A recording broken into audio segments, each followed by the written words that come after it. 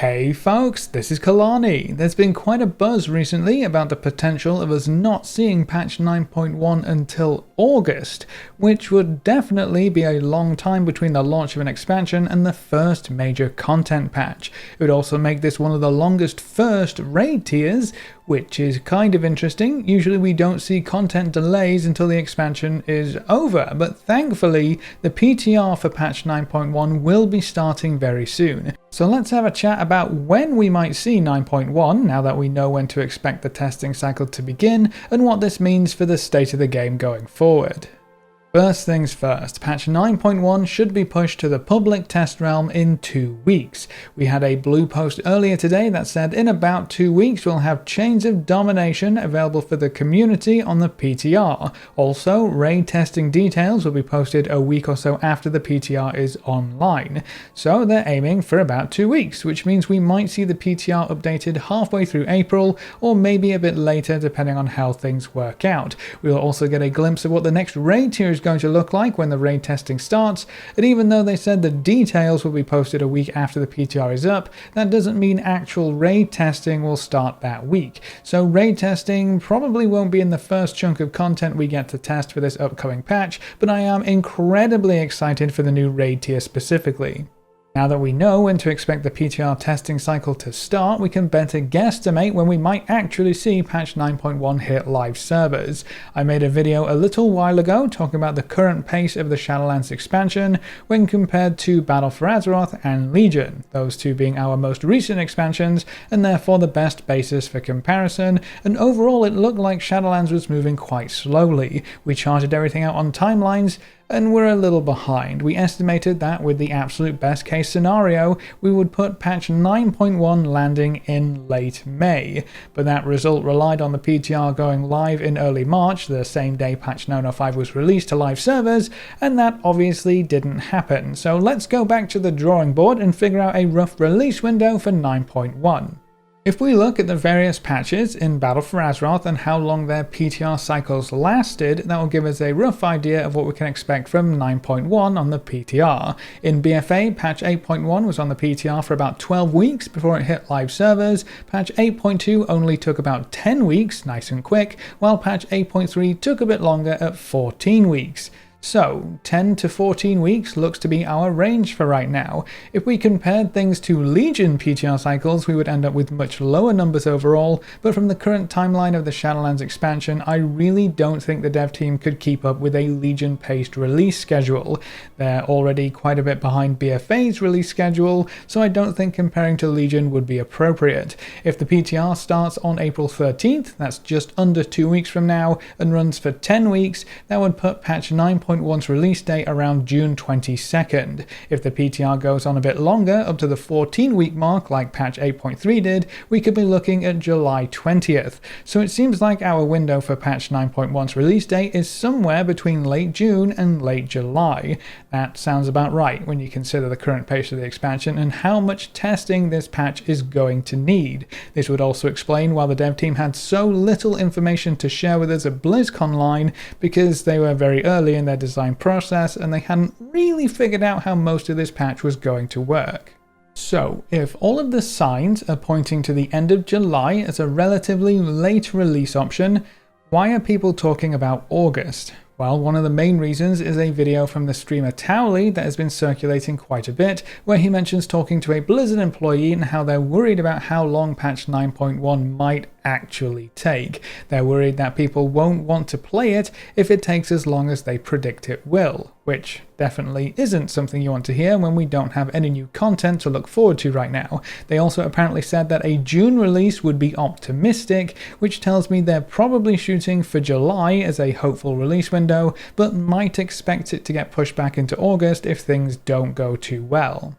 With the current state of the world, it's honestly not that surprising. Blizzard are still working from home and we have no idea what that's going to do for content production. They literally haven't done this before, so they're probably figuring things out as they go, and that's why we haven't had any new information recently. You have to remember that we're also comparing to Battle for Azeroth's PTR cycles, so all of the numbers we were using earlier when we were guesstimating was when their entire team was in the office working as per usual.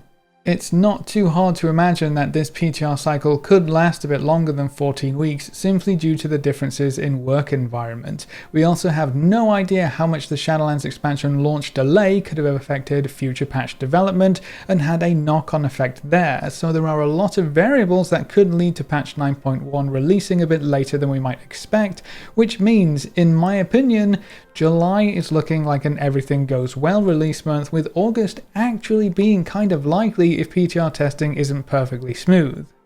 Now this does lead me to wonder, what can the dev team do to spice things up a bit over the next 3 to 4 months? We won't see a new Mythic plus affix until 9.1, and there won't be any new raid content either. The PvP season will drag on longer than most, and there aren't any new additions to any of the various Shadowlands systems to bridge the gap. We're kinda just waiting for 9.1 at the moment, but that hasn't stopped the dev team before. While we were chugging through patch 8.3 and waiting for Shadowlands to arrive, the dev team pushed through special events to change things up a bit. We saw 100% bonus experience gains, 100% bonus reputation gains, a massive time walking event where we started at Burning Crusade time walking, and every week after moved on to the next expansion until every available time walking event had been worked through. It definitely made the content drought much more enjoyable, so what could be done for the Shadowlands? The devs could implement similar events for the various currencies that we can earn in Shadowlands. Can you imagine having 100% bonus gains for Stygia, Anima, Soul Ash, Valor, Conquest, or even Honor? The events wouldn't have to run for quite as long as the BFA events did, maybe 1 to 2 weeks for each event, and cycle through the currencies. That would give us something to look forward to and an incentive to spend more time in-game. It can also give some players the push they need to go back into the Maw, or to Torghast, or start working on their Covenant Sanctum once again, or hop into Mythic Plus finally. When there is a bonus active, players want to try and take advantage of it. That means logging in and spending hours playing. It would also be an incredibly quick fix to increase interest in the game until the PTR is in full swing at the very least. I think it might be a bit too early in the expansion for the dev team to consider a 100% experience gain or reputation gain buff, but you know, those would be more than welcome as well. Now, if 9.1 is as far away as we fear, I think the dev team could benefit from creating some more permanent solutions as well. There are definitely some pain points in Shadowlands' current progression paths, especially when people start playing their ults or arrive to the game late. I'm not too sure why ults are restricted so heavily sometimes. If someone is playing an ult, they're creating another time investment in the game. Surely you would want players to create as many ults as they can to spend even more time in game, but when you hit certain roadblocks on an ult, it can be massively demotivating to keep playing them. A big problem I see brought up a lot in discussions like this is Soul Ash and Legendary crafting. The Soul Ash currency is locked on a max earnable per week cap. You can only ever earn 570 Soul Ash per Torghast wing you complete per week. That gives you a maximum of 1,140 Soul Ash per week, regardless of any other parameters you might think matter. Did you miss a week, skip a week, or start your character quite late into the current patch? Doesn't matter, 1,140 per week. Have you kept up with Soul Ash this entire time, even though you have all the legendaries you need? Doesn't matter. Have you worked your way through all of the terrible twisting corridors and reached the very highest floors available on the hardest difficulty? Doesn't mean squat when it comes to Soul Ash. It's such a weirdly rigid currency. Opening it up could be quite beneficial for a lot of players. A very easy example would be making the Soul Ash cap similar to the Valor cap, or the Conquest cap by making it a cumulative cap, so you can earn Soul Ash up to the current maximum that has been available since the start of the expansion, or the start of a new season if they end up resetting it exactly how Conquest works. That would allow anyone coming into the game to farm up enough Soul Ash to work on a few legendaries, upgrade the ones they want, and not have to worry about being so far behind. It would also be fantastic for ults and give those players more of a reason to play through Torghast more than once or twice a week. It could also encourage players to experiment with other legendaries on their main characters if they were able to suddenly earn the thousands of Soul Ash they left behind when they couldn't be bothered to run through Torghast a few weeks ago. Adding in a Soul Ash catch-up mechanic to the twisting corridors could also give players another reason to branch out into that side of Torghast. I know plenty of players who just don't care about twisting corridors because they don't see any reason to bother with it. Either they don't care about the Maw mount, or they already have one from the other sources, so they don't see any value in spending time in twisting corridors. But if they could earn some extra Soul Ash, well, that might just do the trick. Another large pain point for main characters as well as alts is the anima currency. Recent changes to how much anima raid bosses and dungeons reward has definitely helped a bit, but the anima grind in general seems incredibly slow. So much so that most players just don't care on their alt characters, and I know a lot of players don't really care about it on their mains at this point either. The passive acquisition of anima is also incredibly slow if you don't raid, which poses a significant problem for casual players who don't want to clear Castle Nathria every week just to try and work towards their Covenant cosmetics or their Sanctum upgrades.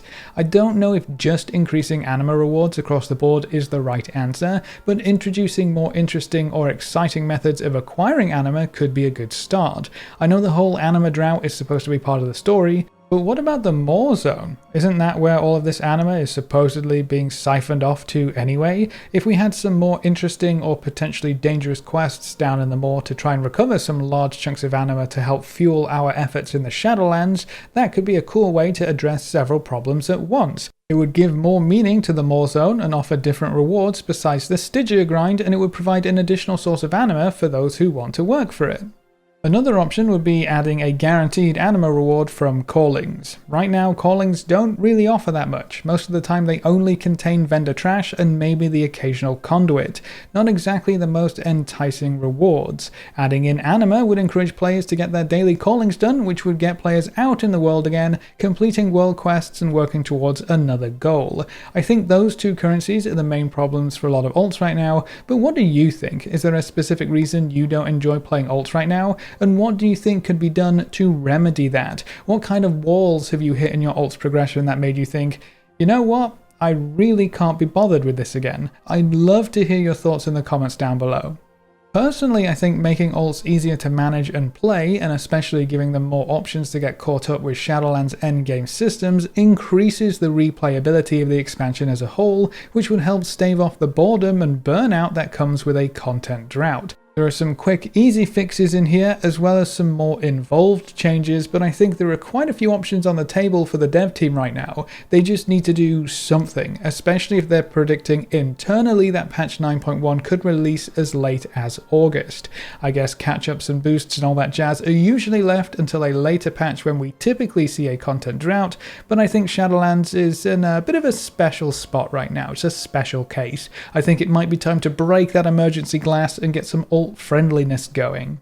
But that's it for this video. What do you think of patch 9.1's potential release window? Do you think August could actually happen, or do you think this patch will release sooner than we might think? And what do you think the dev team should do between now and patch 9.1 to help keep players interested in Shadowlands? Leave all your thoughts in the comment section below. Be sure to pop by our live stream sometime over at twitch.tv/KalaniTV. We stream every Tuesday, Wednesday, Friday and Saturday, and we always love chatting with you wonderful folks. So I hope to see you soon. A big thank you to everyone who has subscribed on Twitch and to all of our supporters over on Patreon. You can see their names floating by on screen. If you want to see more videos like this, make sure to subscribe and ring that notification bell so you never miss another video.